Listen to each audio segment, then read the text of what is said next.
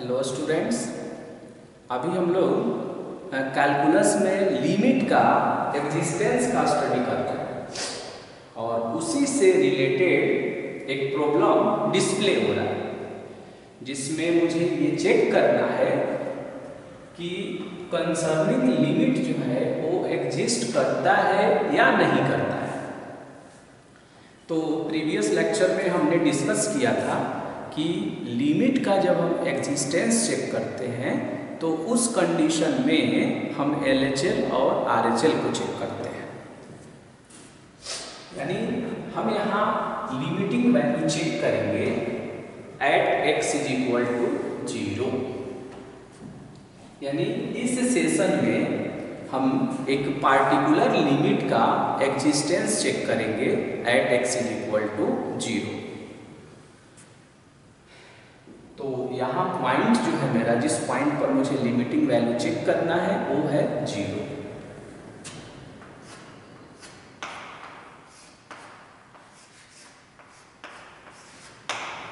यानी मुझे जो लिमिटिंग वैल्यू चेक करना है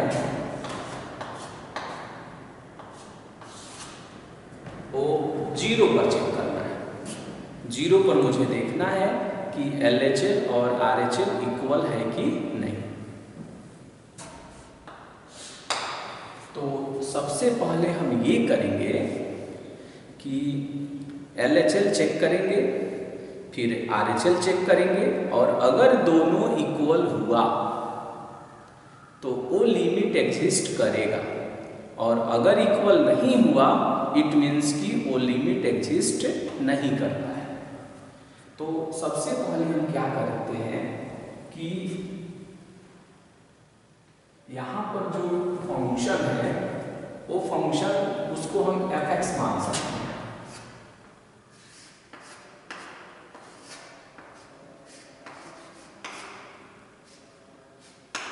Let fx =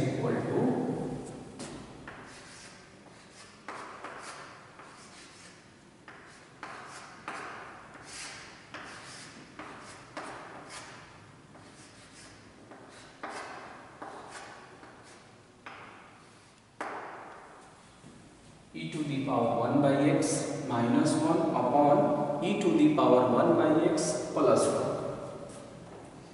अब हम क्या करेंगे कि पहले हम LHL को चेक करेंगे।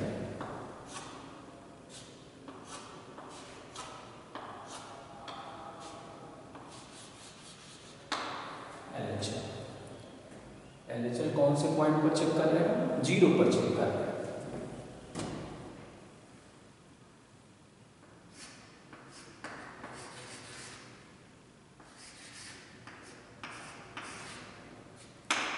Limit x tends to 0 minus और ये लिखते हैं fx। ओके, हमने पढ़ा था प्रीवियस सेशन में कि इस रिजल्ट को हम ऐसे भी लिख सकते हैं।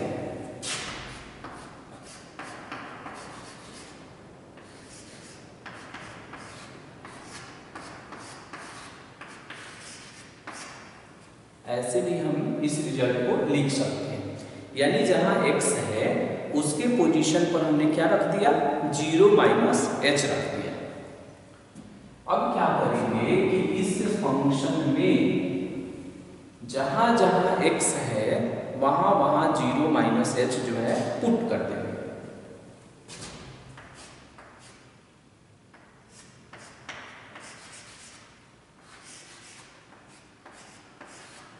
Limit h tends to 0 e⁻1/x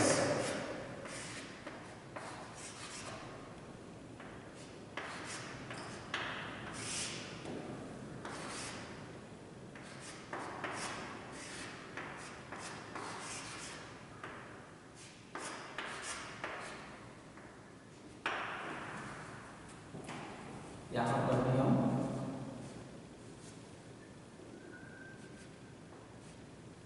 यानी जहां जहां x था वहां वहां हमने क्या पुट कर दिया? 0 पुट कर दिया। 0 - h हमने पुट किया। अब हम इसे देखेंगे तो लिमिट और h tends to 0 e to the power -1/h।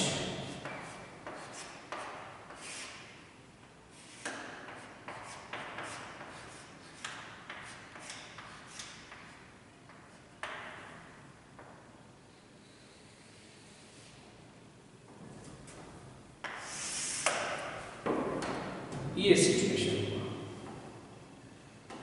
तो limit h tends to 0 e to the power -1/h -1 upon e to the power -1/h और +1। अब ये लिमिट तब हटेगा जब हम h के जगह पर 0 पुट करेंगे।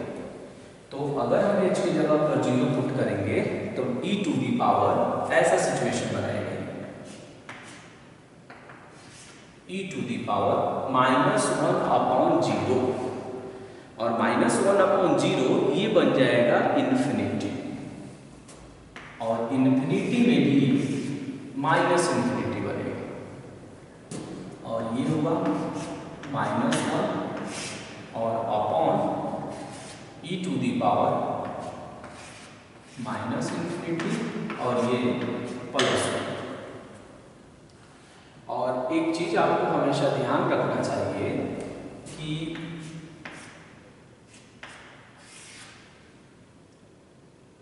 ये जो e to the power -infinity है और e to the power एक +इन्फिनिटी आता है। तो एक कंडीशन जो हम लोग ये पढ़ते हैं कि लिमिट और x टेंड्स टू इन्फिनिटी और a to the power x is equal to infinity होता है। कंडीशन ये होता है कि अगर ऐसा हो जाए if a ग्रेटर देन 1 हो जाए, मतलब ये कि एक x के जगह पर इन्फिनिटी पुट करेंगे तो ये बनेगा a का पावर इन्फिनिटी। अब a का पावर इन्फिनिटी क्या होता है, इस बात का इंफॉर्मेशन इस बेस को देखकर पता किया जाता है।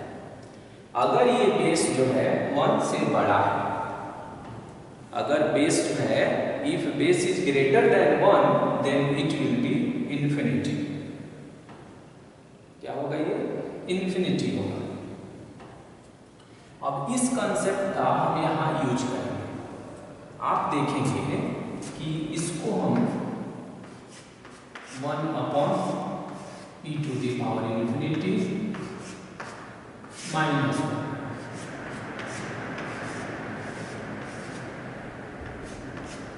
और ये हो गया आपका +1।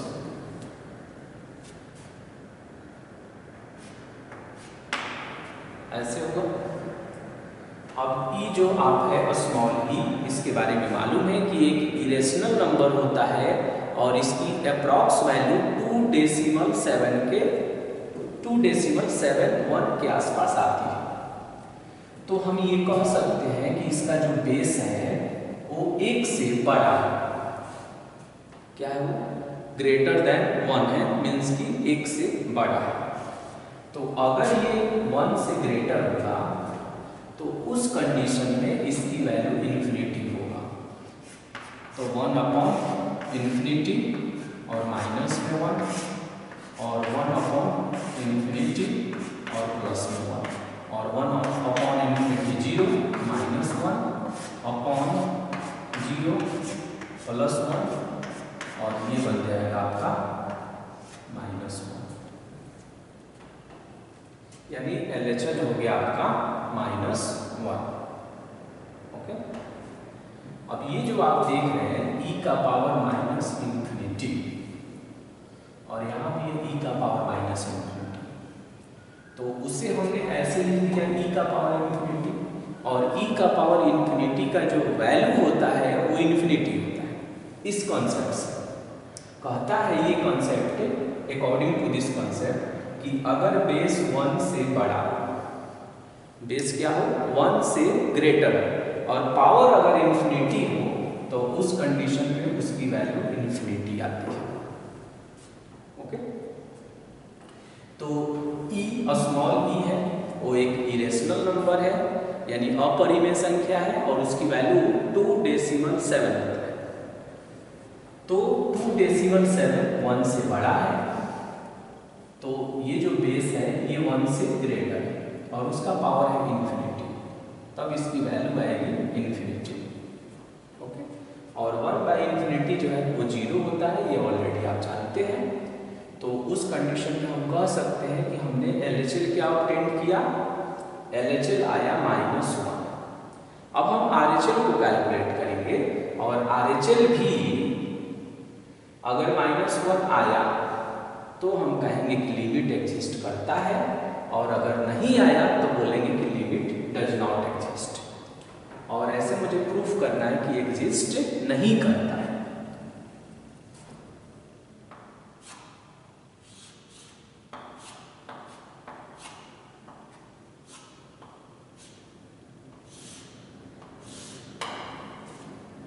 RHL, तो RHL में जब हम आएंगे तो ये होगा लिमिट और x टेंस टू 0, यहाँ प्लस लिख देते हैं RHL के लिए, और यहाँ है वो फंक्शन x, यहाँ इसे h फॉर्म में limit h tends to 0 f, और x के जगह पर हमने लिख दिया 0 प्लस h। क्या लिख दिया हमने? 0 प्लस h लिख दिया, यानी जहाँ जहाँ x है वहाँ वहाँ हमने 0 प्लस h पुट कर दिया। ये रिजल्ट से ऑलरेडी हम लोग फैमिलियर है, प्रीवियस सेशन में हम लोगों ने डिस्कस किया था। अब क्या करेंगे कि अब RHL ये हुआ, अब इसे हम सिंप्लीफाई करेंगे।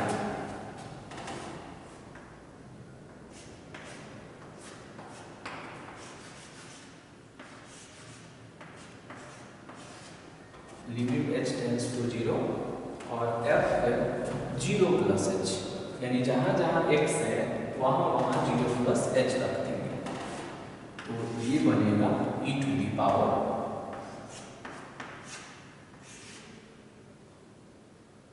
1/0 प्लस h और -1 अपॉन, और ये हुआ +2। इसे सिंप्लीफाई करें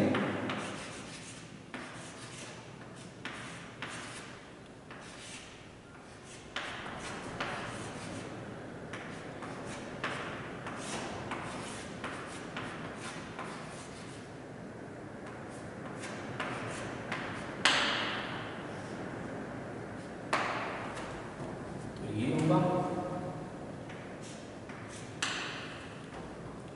अब इसमें अगर हम h की जगह पर 0 पुट करें तो e to the power infinity होगा, और e to the power infinity बनेगा जो इसे अनडिफाइन करेगा। तो इसका लिमिटिंग वैल्यू ऑब्टेन करने के लिए क्या कर रहे हैं, इसमें हम डिवाइड कर दे रहे हैं।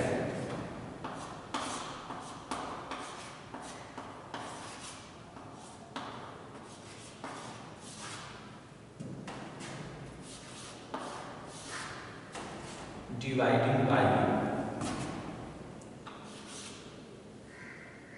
e to the power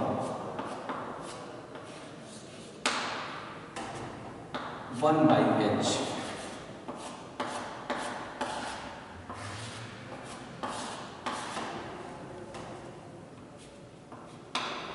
in numerator and denominator।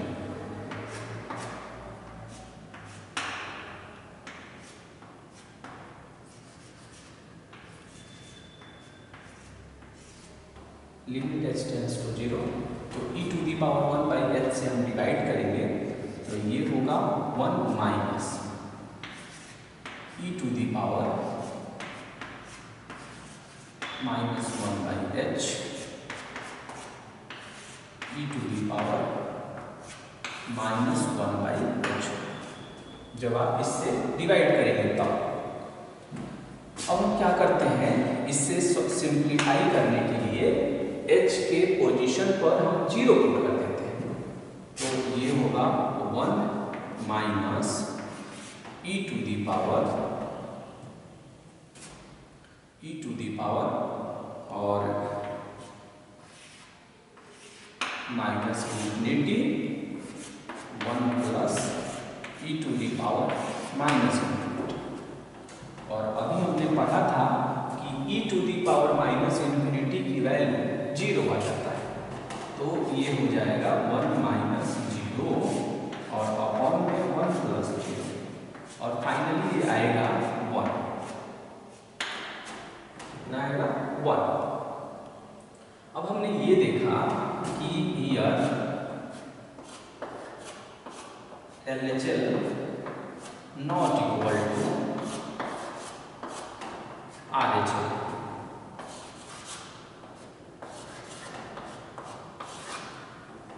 At x is equal to 0, therefore limit x tends to 0 fx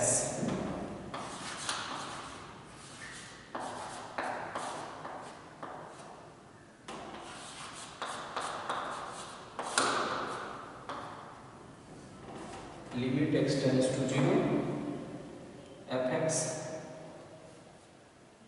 does not exist। तो LHL और RHL इक्वल नहीं हुआ, तब हम कहेंगे कि at x is equal to 0 उस फंक्शन का लिमिट एग्जिस्ट नहीं करता है। अब इस प्रॉब्लम में आपने देखा कि जो सबसे इंपॉर्टेंट बात है कि e to the power infinity, e to the power infinity का वैल्यू इन्फिनिटी होता है और e to the power minus infinity का वैल्यू 0 होता है। इस कॉन्सेप्ट का हमने यहाँ यूज किया और फिर से एक बार हम लोग इसे रिकॉल करते हैं कि ये क्या है। कि जैसे हम बोलते हैं कि 2 टू दी पावर इन्फिनिटी, तो 2 का पावर इन्फिनिटी का वैल्यू इन्फिनिटी होता है, लेकिन वहाँ एक टर्म्स कंडीशन भी है, क्योंकि अगर a का वैल्यू 0 और 1 के बिटवीन में होगा तो इसी का वैल्यू देखेंगे 0 होता है। इसी का वैल्यू क्या होता है, 0 होता है। आप देखेंगे कि इसकी वैल्यू 0 आता है। अगर हम ये कहें कि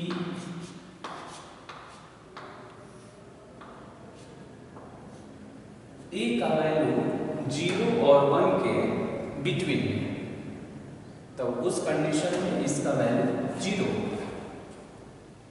कब, जब a का वैल्यू 0 और 1 के बिटवीन में होता। ये बात इंडिकेट करता है कि समथिंग का पावर अगर इन्फिनिटी है तो ये जानना बहुत इंपॉर्टेंट है कि उस समथिंग का वैल्यू क्या है। अगर उसकी वैल्यू 1 से ग्रेटर है तब तो उसकी वैल्यू इन्फिनिटी होगी, लेकिन वहीं अगर 0 और 1 के बिटवीन में है तो उसकी वैल्यू 0 होगी। जैसे 1/2 का पावर इन्फिनिटी, 1/2 का पावर इन्फिनिटी का वैल्यू 0 होगा, लेकिन वहीं 2 का पावर इन्फिनिटी का वैल्यू इन्फिनिटी होगा। तो स्मॉल e जो देख रहे हैं ये एक्सपोनेंशियल फंक्शन का स्मॉल e है और ये एक अपरिमेय संख्या है। इसकी अप्रॉक्स वैल्यू 2.71 होता है और इस आधार पर हम ये कह सकते हैं कि e का पावर इन्फिनिटी का वैल्यू इन्फिनिटी होगा, क्योंकि इसका जो बेस है 1 से बड़ा है। तो फाइनली हमने क्या देखा कि जब हमने इसका LHL कैलकुलेट किया तो इसका LHL हमने देखा -1 और RHL जब हमने इसका कैलकुलेट किया तो देखा हमने कि +1 है। तो ये बिल्कुल स्पष्ट है कि LHL RHL के इक्वल नहीं है, और जब LHL RHL के इक्वल नहीं है इसका मतलब है कि लिमिट एग्जिस्ट नहीं करता है। ओके।